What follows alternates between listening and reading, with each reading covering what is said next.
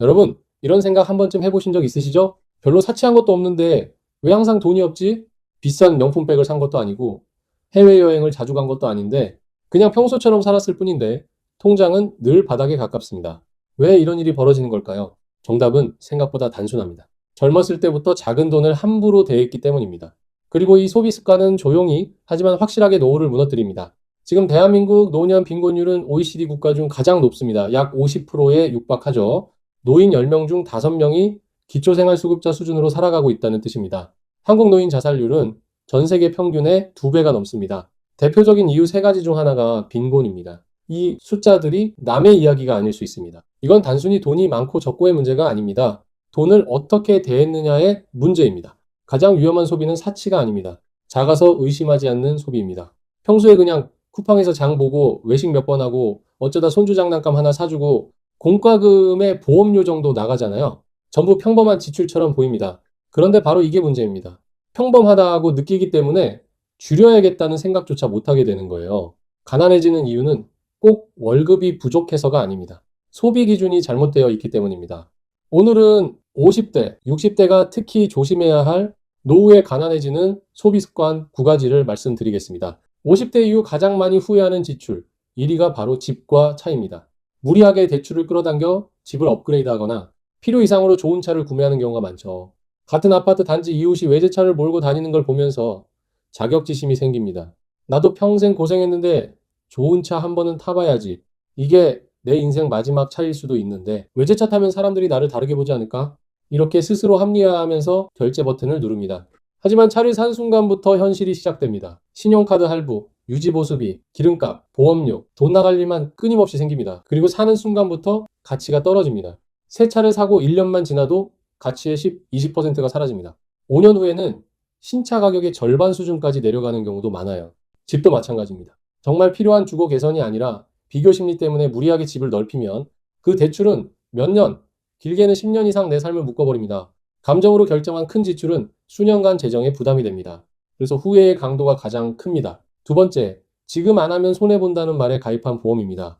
보험을 드는 분들은 최악의 상황을 걱정해서 가입합니다. 그 마음은 충분히 이해합니다. 문제는 필요 이상으로 많이 가입한 보험입니다. 김승호 회장의 돈의 속성이라는 책에서 아주 냉정하게 비판하고 있어요. 회장님이 아시는 분 중 한 명은 월 250만 원 정도를 버시는데 매달 보험료만 80만 원을 내고 계셨다고 해요. 왜 그렇게 보험을 많이 들었냐고 물으니 이렇게 말했다고 합니다. 보험도 저축 아니야? 나중에 돌려받는 거잖아. 하지만 보험은 저축과 다릅니다. 보험회사는 생명보험, 손해보험 같은 실질적인 위험보험만 파는 게 아닙니다. 저축성보험, 변액보험, 개인연금보험 등 다양한 금융상품도 함께 팝니다. 그런데 이 일을 하는 건 사기업입니다. 상품 개발, 홍보, 보험 설계사 수당이 모든 비용이 여러분의 보험료에 포함됩니다. 원가 10만원짜리 보험이 40만원에 판매되는 이유가 여기에 있어요. 저축성 보험은 가입 초기 7년간 사업비를 제외한 금액만 투자됩니다. 원금 기준으로 보면 가입 후 6년까지는 적자인 경우가 대부분입니다.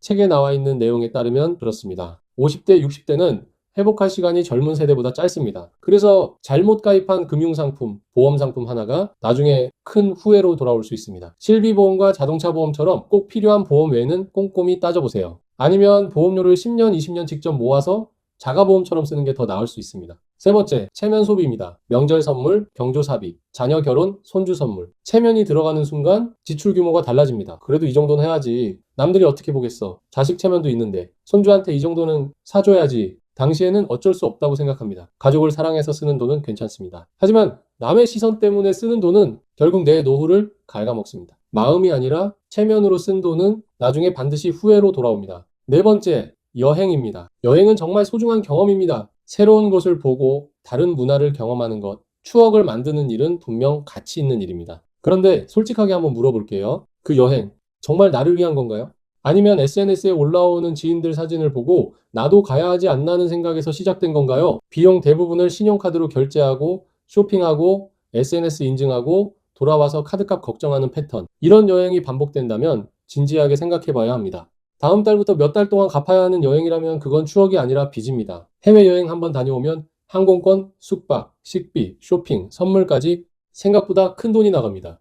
경험은 소중합니다. 하지만 돈 때문에 매일 불안하지 않은 삶, 70대가 되어서도 돈 걱정 때문에 일하지 않아도 되는 삶, 그게 더 큰 행복일 수 있습니다. 다섯 번째, 외식과 배달입니다. 일주일에 한두 번 외식하러 나가지 않나요? 부부가 한 끼 먹어도 5만 원은 쉽게 나옵니다. 자녀까지 함께 가면 한 번에 10만 원은 기본입니다. 그것도 고급 식당이 아니라 그냥 동네 고깃집에서요. 배달 음식도 마찬가지인데 이게 당장은 커 보이지 않습니다. 그런데 반복되면 완전히 달라집니다. 문화센터 수업 끝나고 지인들과 밥을 먹습니다. 처음에는 간단히 먹자고 했는데 커피까지 마시고 돌아가면서 밥 한 번씩 사면 한 번에 10만 원은 훌쩍 넘어가죠. 외식 자체가 나쁘다는 말이 아닙니다. 하지만 매주 반복되면 한 달에 수십만 원이 식비로 사라집니다. 먹고 나면 끝이죠. 아무런 자산도 가치도 남지 않는 소비입니다.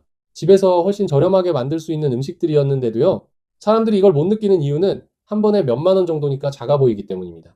하지만 가랑비에 옷 젖듯 그 작은 금액들이 모여 큰 지출이 됩니다. 여섯 번째, 건강 소비입니다. 건강을 챙기는 건 너무나 중요합니다. 그런데 혹시 이런 경험 있으신가요?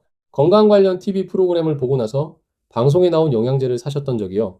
홍삼, 오메가3, 유산균, 콜라겐, 관절 영양제 하나씩 사다 보면 한 달에 몇십만 원도 금방입니다. 물론 필요한 것도 있습니다. 의사와 상담해서 먹어야 하는 것도 있습니다. 하지만 영양제 시장은 불안을 팝니다. 이것만 먹으면 건강해진다라며 광고해서 좋다고 하니까 삽니다. 하지만 영양제가 실제로 효과가 있다는 명확한 임상 근거는 아직 충분하지 않은 경우가 많습니다. 건강을 위한 소비가 실은 불안을 잠재우기 위한 소비일 수 있습니다. 진짜 건강은 영양제가 아니라 규칙적인 식습관, 운동, 수면에서 옵니다. 일곱 번째, 온라인 쇼핑입니다. 요즘은 손가락만 딸깍하면 바로 결제가 됩니다. 쿠팡에서 할인한다고 대량으로 사놓고 유통기한 지나서 버리거나 집에 있는 줄 모르고 또 사는 경우도 있습니다. 싸게 샀지만 안 쓰면 비싼 소비입니다. 할인해서 샀지만 버리면 손해입니다. 필요한 만큼 사서 쓰면 됩니다. 세일은 어차피 주기적으로 하니까 다 쓸 때쯤 또 할인합니다. 그리고 인스타그램 쇼츠 광고 보다가 필요하지도 않은 물건 충동 구매하신 적 있으시죠? 당근마켓 같은 중고 앱을 보면 새 상품도 반값에 올라오는 경우가 많습니다. 굳이 새 제품을 비싸게 살 필요가 없죠. 반대로 오래 쓸 물건은 조금 투자해서 사는 게 나을 때도 있습니다. 품질 좋은 제품 하나가 저렴한 제품 10개보다 나을 수 있어요. 중요한 건 가격이 아닙니다. 정말 필요한갑니다. 더 이상 마케팅에 혹하지 마세요. 여덟 번째, 자동이체입니다. 이 지출은 정말 무섭습니다. 왜냐하면 내가 쓰고 있다는 느낌이 별로 없기 때문입니다. 통신비부터 보겠습니다. 알뜰폰을 쓰면 월 10,000원 내외로 데이터, 전화, 문자를 무제한 쓸 수 있습니다. 그런데 셀프 개통이 어렵고 대리점에서 기계값을 싸게 해준다는 말에 속아서 월 5만 원이 넘는 요금제를 그냥 쓰시는 분들이 많습니다. 1만 원 요금제를 쓰는 사람보다 매달 4만 원씩 더 내면 1년이면 48만 원입니다. 그냥 사라지는 돈입니다. 넷플릭스, 유튜브 프리미엄도 각각 10,000원 이내이지만 여러 개 구독하다 보면 매달 5만 원, 10만 원씩 나가게 됩니다. 많이 보지도 않으면서 언젠가 보겠지 하고 해지 못하고 자동 결제가 계속됩니다. 나도 모르는 사이에 돈이 줄줄 새게 되는 거죠. 내 통장에서 자동으로 빠져나가는 돈들을 마지막으로 점검해 보신 게 언젠가요?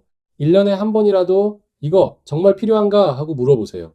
생각보다 많은 돈을 되찾을 수 있습니다. 아홉 번째, 술, 담배, 커피입니다. 매일 습관처럼 카페에 가지는 않나요?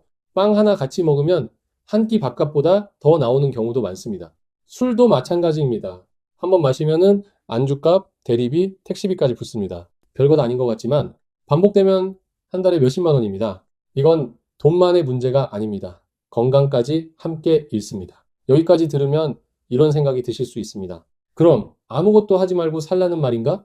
먹지도 말고 여행도 가지 말고 돈만 모으라는 건가? 아닙니다. 소비를 줄이고 저축하고 투자하라는 말은 행복하게 살지 말고 구두쇠가 되라는 말이 아닙니다. 오히려 반대입니다. 노후에 가난하지 않기 위해 돈을 제대로 쓰자는 말입니다. 우리는 왜 후회할 소비를 할까요? 문제는 소비가 아니라 심리 구조입니다. 지금 안 하면 손해본다는 조급함, 이 정도는 해야 하지 않겠어 라는 체면, 광고가 만들어낸 가짜 욕망, 남들이 하니까 나도 해야 한다는 압박, 이런 마음으로 쓴 돈은 대부분 후회하게 됩니다. 작은 소비는 무시해도 되는 게 아닙니다. 가장 위험한 영역입니다. 큰 돈은 쓸 때 고민합니다. 하지만 작은 돈은 고민 없이 씁니다.